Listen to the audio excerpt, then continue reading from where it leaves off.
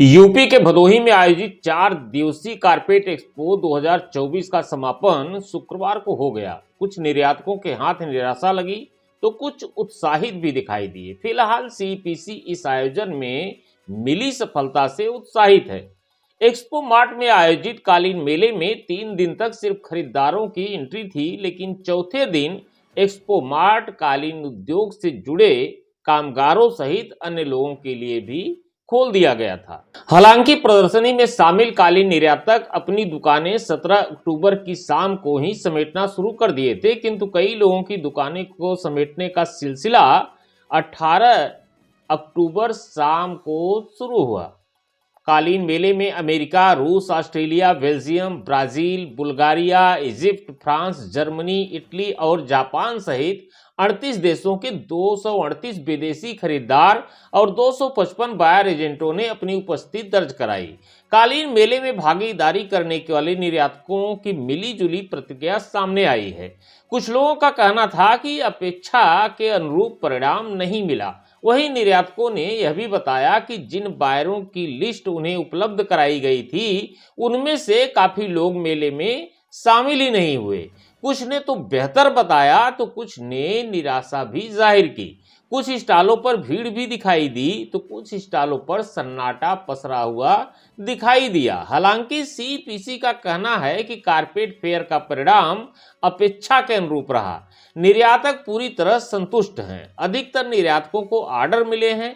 कालीन निर्यातकों से नए बायर जुड़े हैं, जिसका दूरगामी परिणाम सामने आएगा। कालीन मेले में भदोही सहित जम्मू कश्मीर, श्रीनगर, जयपुर, पानीपत, आगरा, सोनीपत, दिल्ली सहित विभिन्न शहरों के कालीन उत्पादकों द्वारा अपनी कालीनों का प्रदर्शन किया गया। सिल्क से बनी कश्मीरी गलीचों ने जहां अपनी छाप छोड़ी, वहीं हैंड नॉटेड यानी हाथ से निर्मित कालीन आकर्षण का केंद्र भी बने। किसी कालीन पर अयोध्या में बने श्री राम मंदिर का चित्र उकेरा गया था तो कहीं पर काशी के घाट और आगरा का ताजमहल यह बता रहा था कि भारत के कालीन बुनकरों के हाथों में कितना हुनर है।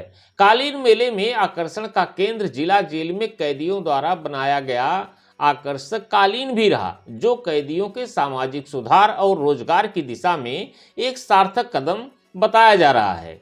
कालीन मेले का उद्घाटन 15 अक्टूबर को केंद्रीय कपड़ा मंत्री गिरिराज सिंह ने किया था। उद्घाटन समारोह में विशिष्ट अतिथि के रूप में वस्त्र और विदेश राज्य मंत्री पवित्रा मार्गरेटा और उत्तर प्रदेश के कैबिनेट मंत्री राकेश सचान सहित भदोही सांसद डॉक्टर विनोद कुमार बिंद, पूर्व सांसद वीरेंद्र सिंह मस्त, औराई विधायक दीनानाथ भास्कर, ज्ञानपुर विधायक विपुल दुबे, मड़ियाहू विधायक डॉक्टर आर.के. पटेल, भाजपा जिला अध्यक्ष दीपक मिश्रा, भाजपा के काशी प्रांत मंत्री आशीष सिंह बघेल सहित उत्तर प्रदेश पिछड़ा वर्ग राज्य आयोग के उपाध्यक्ष सोहन लाल श्रीमाली मौजूद रहे।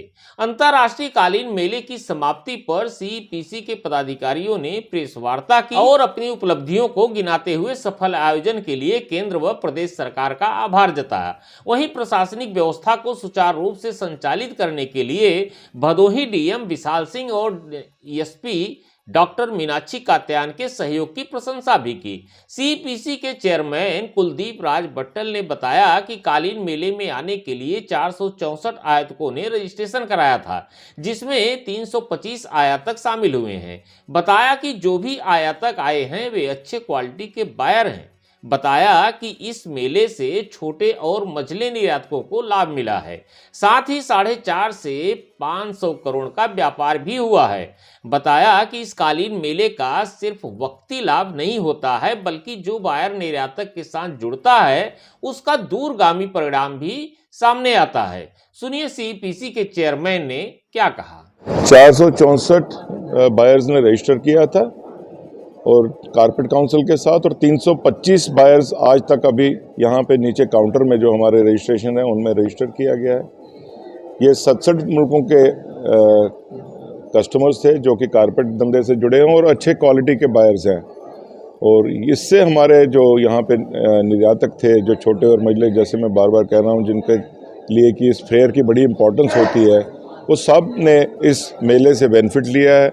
उन्होंने अपना माल का प्रदर्शन किया, अच्छे ऑर्डर्स मिलने की है। और कारपेट का जो ऑर्डर्स होते हैं या इसकी जो बुकिंग होती है या मार्केटिंग होती है, ये एक लंबे समय से होती है। सैंपल्स बनते हैं, अपने सैंपल दर्शाए जाते हैं, कुछ रेडी स्टॉक भी लेते हैं, लेकिन जो इसका काम चलता है वो अगले 5-6 महीने 7 महीने तक चलता है। सैंपल्स, काउंटर सैंपल बनते हैं, उसके बाद प्रोडक्शन आती है, ऑर्डर होता है। तो मेरे को लगता है इस मेले से कम 450 से 500 करोड़ रुपए की बिजनेस जनरेट होने की अपेक्षा है। और साथ साथ ये अपेक्षा तो इस 6 महीने की है। उसके जो बायर जुड़ते हैं नए हमारे मेंबर एक्सपोर्टर्स के साथ, वो सालों साल चलते हैं, और वो कितना अमाउंट बनता है तो वो अपने में एक बहुत बड़ी बात होती है। नए बायर्स मिलना एक बहुत सौभाग्य की बात होती है, और एक नया बायर जो है वो सारी ताउम्र जब तक वो एक्सपोर्टर है उसकी डीलिंग्स पे डिपेंड करता है, वो जुड़ा रहता है उससे, और सारी उम्र उसको बिजनेस मिलता रहता है।